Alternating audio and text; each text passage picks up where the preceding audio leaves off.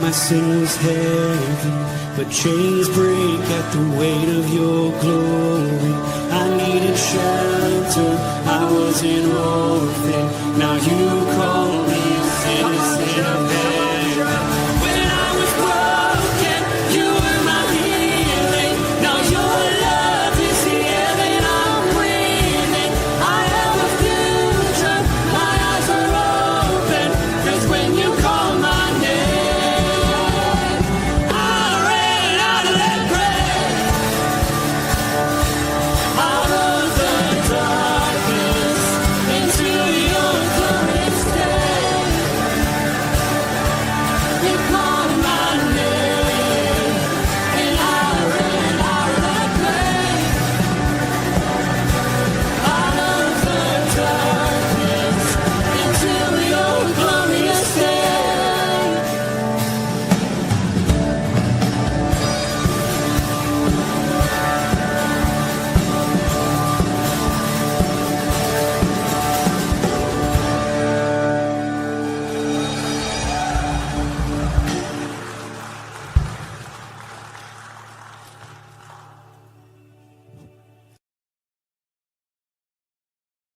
Good morning, everybody.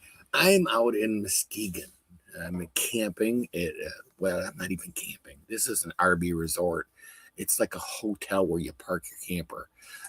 They got they got pools and they got water slides and they got arcades and cable TV and Wi-Fi, and I hope it continues to work. It was a little sketchy last night. I had a couple, but we got 3 different internets here today. We're trying the original one, the cube that I bring with me when I camp. It's a beautiful place. I can't wait to get out and enjoy the park today. We just kind of hung around yesterday, walked around and got a lay of the land. How does that sound? And it's very cool, very cool. It's what I think what a campground should look like, but obviously it's not a campground so per se as much as a resort. Anyway, let's see who we have with us. What do you say? Pat was the first one on this morning. She was really early. I mean, like before me. And I got to tell you, Diane and I spent the week in Greendale last week doing their VPS, and it just, we're so blessed by it. It was nice to know you could still do it. I think that's part of it. And, but it was also great for me because my wife has never been down there, and she always hears me talk about it with such, I love it up and down there, and I think now she kind of understands why. And Pat is one of those reasons, and she's here. Good morning, Pat. And oh, that's me. Sorry. And then Bert Reggiani's here. Good morning, Bert. Chris Conley's here. Chris, I thought about you last week because we stopped at Buc-ee's, wall to wall people, elbow to elbow. I may have bought some brisket. I may have just finished eating it yesterday. But my wife loves that place. And I fear that may be a permanent stop whenever we go anywhere. Good morning, Teresa. Glad you're with us. And Ken Gooch is here. Good morning, Ken. Steve Ponowirsky's here. Wow, we got a crew today. Look at this. Karen Thompson's here. Guys, the girls are outnumbering us. AJ, thanks for bringing the boys' number back up a little bit. Yeah, we made it safe. It's been actually, it was a nice drive out. Other than Michigan roads. Wow. All right. And one last person, Connie Sandbrink. You guys want a treat. She's doing prayer at 9 o'clock. So just as a quick reminder. All right, I think that's everybody. Today's verses are from Habakkuk. Habakkuk. That's a tough one. Try to spell it. Kind of be how I look at that and I go, wow, double K. Just don't see that much. All right, let's see if I can pull that up. Oh, that was easy, wasn't it? It was like I knew what I was doing. We know that's not true. So it starts out, and this is continuing from the response to Habakkuk when he asked the question of how God could tell it. Why would he send the Babylonians to? Why would he send the Babylonians, who are worse than they are, to solve their problem? And God responded to him, but then answered him in this way. Shall not all these take up their taunt against him with scoffing and riddles for him, and say, woe to him who heaps up what is not his own? For how long? And loads himself with pledges. Woe in this context is a warning, but it's also a declaration of a coming judgment, right? Babylon has piled up stolen goods, wealth, land, slaves, treasures from their conquests, right? And then I love how he says, loads himself with pledges. And I'll tell you, this is a set of scripture I read through 3 or 4 times, and I'm like, what? And so then this is one of those where you kind of need somebody who knows what they're doing to tell you what's going on. But loads himself with pledges is an image of a lender that who, if he loans you $1,000, takes $10,000 in collateral, right? They just or maybe somebody that steals so much stuff they can't carry it, right? They're falling out of the store with stuff falling out of their pockets. They're burdened by everything they have taken. Because you have plundered. Oh, I'm sorry. Will you not your debtors suddenly arise, and those awake who make you tremble, and then you will be spoiled for them. So,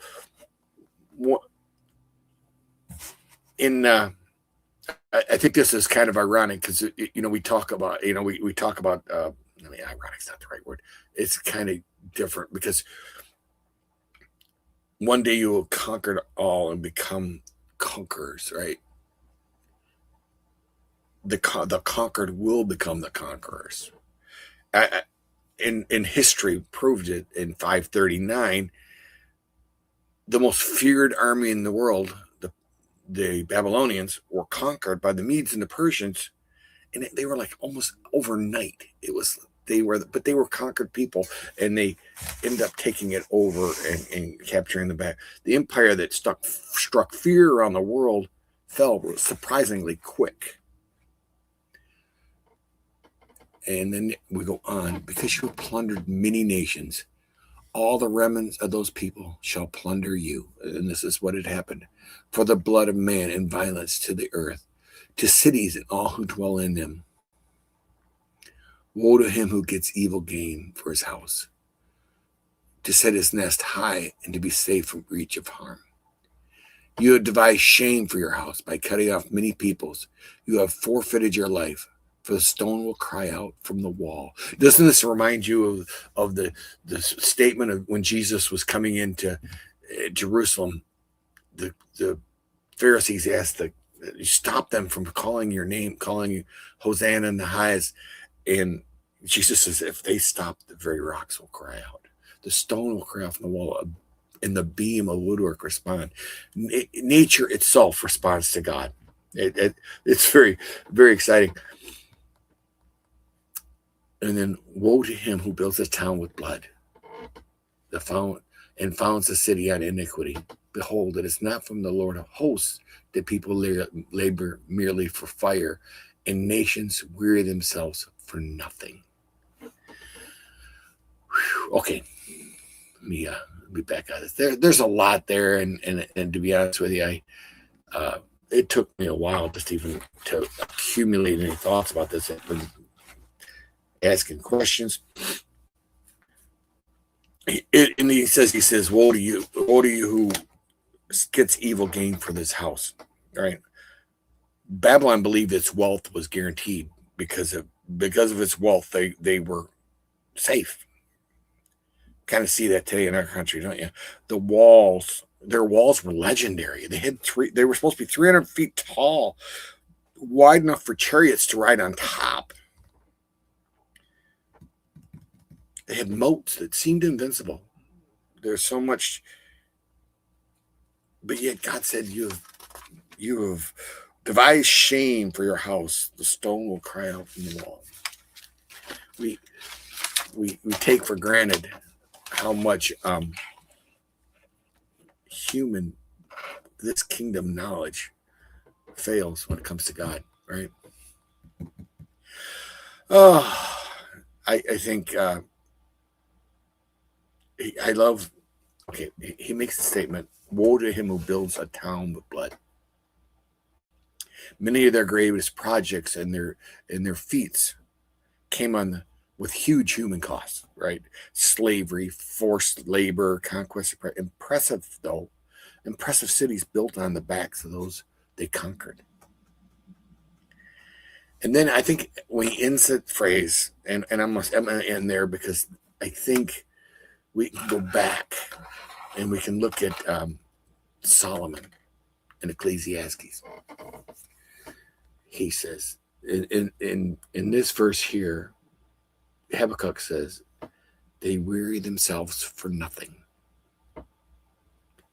everything they had accomplished would become fuel for their own destruction.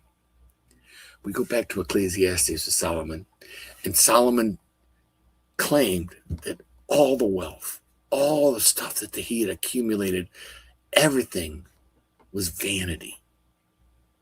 Vanity in the definition in the Hebrew text was a vapor. It was something that was here today, gone tomorrow. We've heard that before, right? We look at Solomon's life and we have all the grandeur and all the amazing things, and he considered it nothing compared to having known God. Today, we look at Habakkuk, and like I said, I read through this thing. I must have read through it 8 times. It was like they were talking to somebody else. I was just listening to a conversation. And today, though, Habakkuk challenges us to, if you're pursuing success, do it with honor and integrity. There's no security in our possessions, our reputation, our achievements. And remember to trust God when this kingdom doesn't seem to be fair, because that might be Habakkuk's biggest problem. That biggest issue is it just seems so unfair in this kingdom. That's what I have for you today, guys. I'm done for the week after today, so I'm good. All right, Connie. Oh, I'm sorry. I saw you said something other than hi, and I didn't realize that you can always come back. I know I can come back. And I think our trip this time made it easier for that to happen. And so I'm blessed. I don't know what else to say. And I got to be honest with you. I love what I see in Aaron right now. I love the fact that he is openly embracing what's going on in that church. And it seems to have made a difference in his life. I love that. All right. I'm going to get out of here before I just get whining and crying too much. All right. Have a firmly rooted day. And may someone see Jesus in you today. Peace.